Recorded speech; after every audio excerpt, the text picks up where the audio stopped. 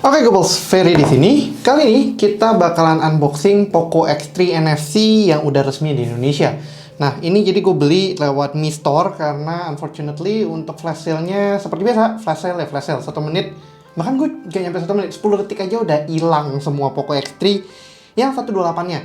Dan ini pun akhirnya gue cuma buat karena unboxing, gue beli yang 64 GB. Dan ini warnanya adalah blue, resmi Mi Store Indonesia. Dan yaudah, gue penasaran dengan si flagship sih, sama si budget mid-range killer ini sebenarnya seberapa killer sih dia. Tapi ini baru first unboxingnya aja, dan first impressionnya langsung aja, let's check it out.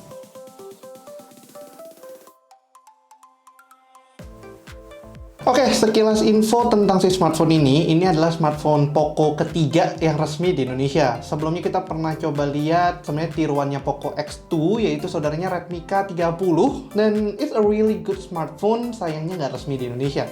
Tapi kali ini si Poco X3 akhirnya resmi di Indonesia, dan ya disebut sebagai mid-range killer. Seberapa mid-range killer sih dia sebenarnya?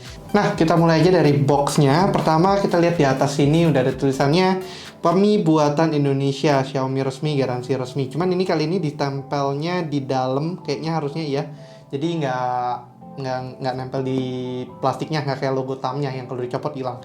Terus di samping kiri kanannya ada Poco X3 NFC, terus dengan indikasi bahwa ini with the Google Apps that you use or love the most gitu. Dan di belakangnya kita bisa lihat ada tulisan dibuat di Indonesia. Terus ada Poco X3 NFC-nya, dual SIM, dual standby, FDD LTE, TDD LTE, Qualcomm Snapdragon 732G, 120Hz refresh rate, 6,67 inci HD+, Full HD+, dot display, 64 megapiksel AI quad camera, dan baterai 5160 mAh dengan 33 watt fast charge. Ini adalah yang warna cobalt blue, 664 GB. Sayang sih, sebenarnya nanggung banget beli yang 664 ini karena ada yang 8128. Tapi ya udahlah ya. Untung bedanya dibandingkan Poco F2 Pro, ini 664-nya sama 8128-nya tuh harusnya sama-sama LPDDR4X sama UFS 2.1 atau UFS 3.0, I guess. Nanti kita coba lihat aja. Jadi nggak beda antara yang 128 sama 8 GB-nya. Tapi itu masih spekulasi juga sih. Gue nggak tahu apakah ada beda atau enggak, karena harusnya di mid-range begini nggak sampai dibedain banget. Tapi udah, langsung aja kita unboxing boxnya dulu. Wiggle. As always, pertama dapat ucapan terima kasih dari Bos Alvinse. Udah nggak usah dibacain lah ya, udah sama aja. Dalamnya ada buku pembatas. Hopefully harusnya sini ada soft case dan juga buku petunjuk. Soft case-nya bukan semi hard case, ini benar-benar silikon case biasa.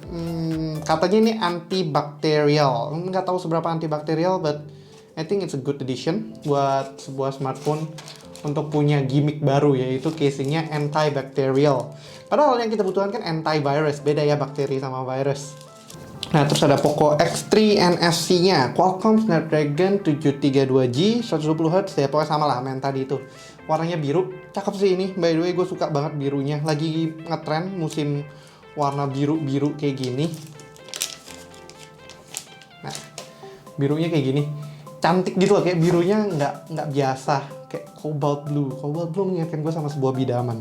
Oke, ini layarnya udah ada screen protectornya juga, jadi no worries, kalian nggak perlu takut harus nyari anti gores dulu. Dan berat ya, ini cukup berat sih, heftnya tuh berasa banget. Ini 5160 mAh-nya berasa berat banget, mendekati sama apa ya, ini ROG Phone 3 beratnya sih kayaknya, feelnya nggak ada, masih lebih ringan tapi feel bobot itu gede banget, solid brok gitu.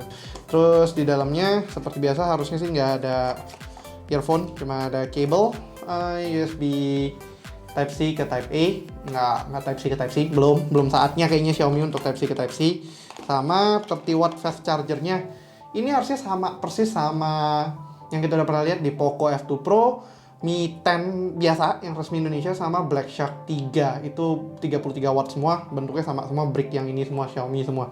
Jadi nothing too special kalau untuk dalamannya, cuman yang spesial memang adalah di smartphone-nya. Kita setup dulu aja smartphone-nya melewat ini. By the way, ini juga udah MIUI 12. Smartphone ketiga atau keempat Xiaomi yang out of the box udah MIUI 12. Ya udah, kita setup dulu aja. Nanti gua langsung cut balik ke proses tertentu. Nah, sembari setup, ini juga ditawarin untuk bisa set fingerprintnya. Kita sekalian aja set fingerprintnya dan lihat sih, semoga performanya bagus. Dan by the way, fingerprintnya tuh di samping kanan sini, jadi kayak Poco X2 berarti. Kayak Poco X2 yang di power button sama Redmi Note 9 Pro. Jadi itu posisi yang menurut gua cukup bagus untuk sebuah smartphone pasang di sebelah kanan power buttonnya, karena juga itu tombol yang paling sering kita pencet dan kita sering gunakan di sini, deket banget sama jempol kita, jadi gampang untuk dipakainya dibandingkan di belakang atau di depan. Yang belakang sih masih ergonomis, cuman di samping tuh lebih enak aja. Kita coba hajar fingerprintnya. Gue sih cuma berharap at some point banyak yang mengimplementasikan fingerprint power button begini. Kayak bahkan iPad Air aja sekarang kan kayak gini. Ya setting gitu loh. Tapi banyak yang masih lebih memilih on display atau physical. Biar physicalnya di belakang. Udah nggak ada physical depan karena udah nggak ada button rata-rata. Nah, ini harusnya udah bisa unlock langsung. Duh. Cepet sih, cuman positioningnya kadang harus pas banget karena kalau nggak di error bacanya. Tapi ini 5 dari 7 lah selalu berhasil. Dan ini kalian nggak perlu tekan powernya dulu untuk unlock. Itu agak sensitifnya di situ sih. Kayak takutnya accidentally ke touch jadi ke unlock. Cuman it's a good thing ada power button di samping sini. Oke, sekarang ini udah di setup. Tampilannya dia pakai Poco Launcher. Poco Launcher yang baru tuh berapa sih? 2.0 kalau nggak salah. Dan ya tampilannya sih kayak gini, ada di sampingnya ada Google Updates-nya. Tapi mungkin sebelum ke software-nya kita ngomongin dulu tentang fisiknya. Jadi yang gue pegang ini adalah warna biru, cobalt blue, dan jujur menurut gue ini warna yang strikingly eye-catching banget. Mungkin ada yang nggak gitu suka biru terlalu kental kayak gini, tapi gue personally suka biru kental begini, kayak birunya nyolot gitu.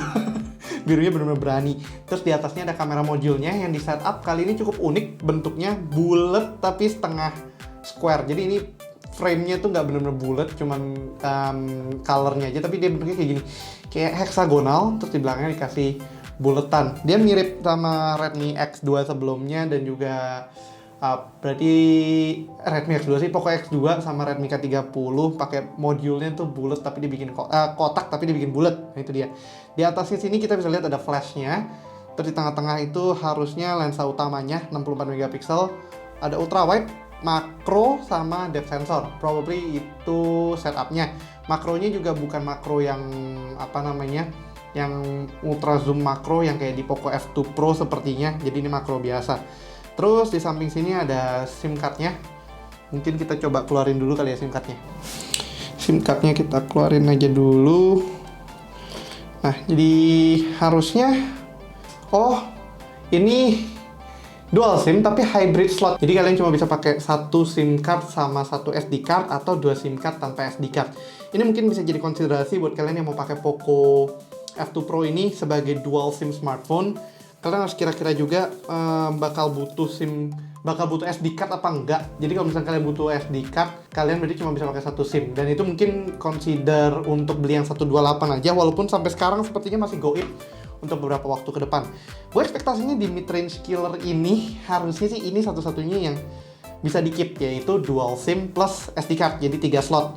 Sayangnya ternyata dirubah jadi hybrid ini, ya sudahlah ya. Di atasnya ada noise cancelling mic sama infrared. Jadi masih ada infrared, buat yang suka infrared masih di-keep di sini. Di samping kiri kanannya power button di sini sama volume rocker. Terus di bawah ya ini yang tetap kita suka semua, yaitu adalah USB Type-C sama 3.5 mm headphone jack di sini. Ini oke lah untuk mid-range killer, ini dua ini wajib karena USB Type-C biar future proof. Lalu headphone jack 3,5 mm, ini penting banget. Nah, untuk material yang digunakannya juga si Poco X3 ini udah pakai Gorilla Glass 5 di depan. Di tengahnya aluminium, tapi di belakangnya plastik. Nah, cuman walaupun ini plastik, ini udah support NFC. Jadi kalian yang biasanya mending pengen punya NFC, kali ini Poco X3 kasih opsi paling murah dan udah punya NFC. Jadi itu ya additional feature buat yang kalian sekarang, apalagi kan lagi zamannya cashless, jadi bisa pakai NFC-nya juga. It's a good thing. Dan juga build-nya ini beratnya oke sih, beratnya di tangan oke banget. Dan juga katanya sudah IP53 certified, jadi bisa tahan hujan dan debu sedikit. Itu additional protection yang baik. Cuman belakangnya memang backdoor-nya tuh fingerprint magnet banget. Kalau di kamera mungkin nggak gitu kelihatan, tapi di kasat mata ini berasa banget. Backdoor-nya udah mulai bercak-bercak tangan. Oke, kita langsung beralih aja ke software-nya. Software-nya ini tipikal kalian temukan MIUI 12. Jadi di Mi 10 juga kalian udah lihat segala macam.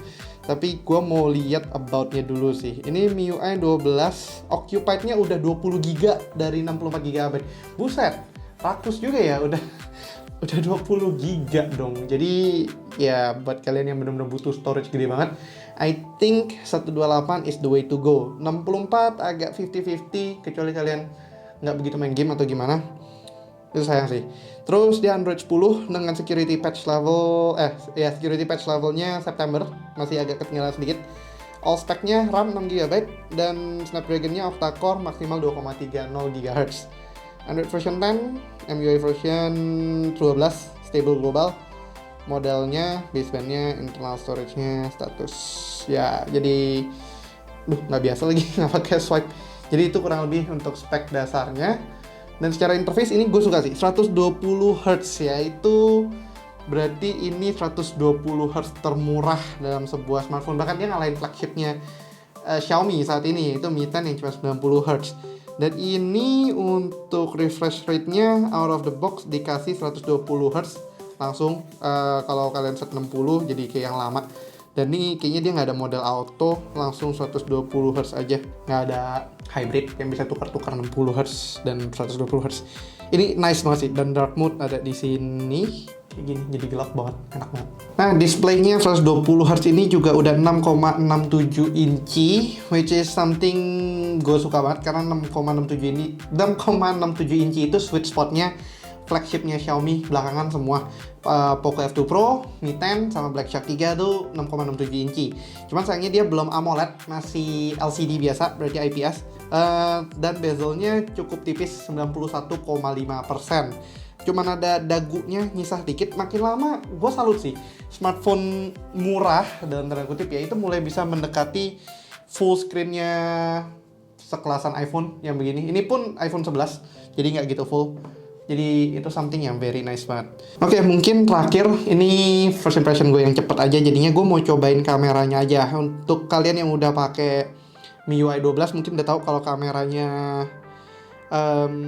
Xiaomi itu udah sedikit di boost sedikit, dan yang gue suka adalah Pro mode-nya. Di sini juga ada Pro Video mode di sini. Jadi kalian bisa bikin ala-ala lah lebih bagus. Cuman yang video sepertinya dia ada movie frame juga. Ini yang gue suka sih, movie frame-nya Xiaomi itu cakep. Terus ada foto, portrait, dan more-nya ini opsi-opsi lainnya. Nah, mungkin gue coba aja dulu foto sedikit di sini. Nah, ini kurang lebih hasilnya shot on Poco X3 NFC. Cakep sih sebenarnya, tapi memang agak sedikit halus di edge-nya. Itu yang gue agak nggak suka dari sensornya 64, 108 gitu, itu kayak lebih buram di belakang. Jadi ada bokeh sih sebenarnya natural, tapi nggak gitu halus karena bokehnya agak maksa gitu. Coba kita portrait mode-nya aja. Ya sih, hasilnya cakep sih, with good lighting condition ya. Ini cakep sih hasilnya. Setara, mirip-mirip banget sama flagshipnya Xiaomi yang Mi 10 ataupun Redmi Note 9 Pro. Bahkan gue berani bilang kayaknya ini sedikit lebih bagus daripada Redmi Note 9 Pro. Color balance-nya dan segala macam itu sedikit lebih manis. Kita cobain kamera depannya kayak apa. Ini kamera depannya. Wow, halus sih. Single lens portrait sudah semakin lebih baik. Dan ini gue cuma ngetes aja foto-foto singkat. Hasilnya lumayan impresif sih. Tapi gue juga suka kayaknya dengan videonya. Videonya opsinya harusnya sudah ada. Oh, belum bisa 4K ya? Oke. Baru 1080p sama 720p, 30fps. Tapi ada movie frame. Jadi gue coba kasih footage movie frame-nya sedikit, yang gue suka banget ini sih.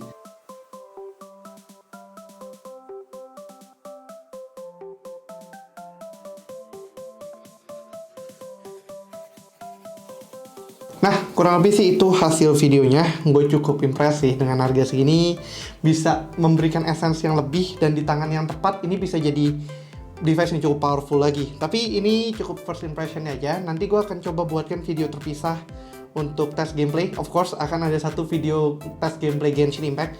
Sama gue kemungkinan mau bawa si Poco X3 NFC ini buat dicoba foto-foto. Karena gue gatel banget pengen coba lihat performanya dia di good lighting, bad lighting, sama ya portrait orang, video segala macam.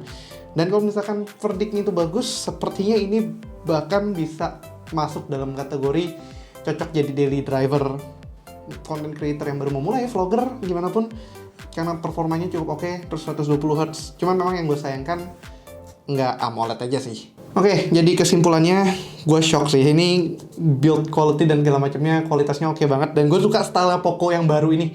Ini apa ya, bikin unik gitu loh, nggak pakai logo di kecil, tapi logonya berani di tengah-tengah mentereng dan ada garis. Terus warna birunya ini cakep banget, gue suka warna birunya.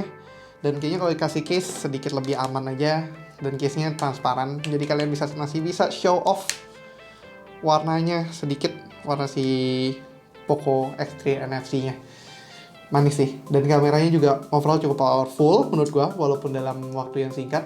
Displaynya juga enak, dan ya dia juga ada stereo speaker yang menurut gua oke banget sih, cukup untuk multimedia tuh cukup kencang.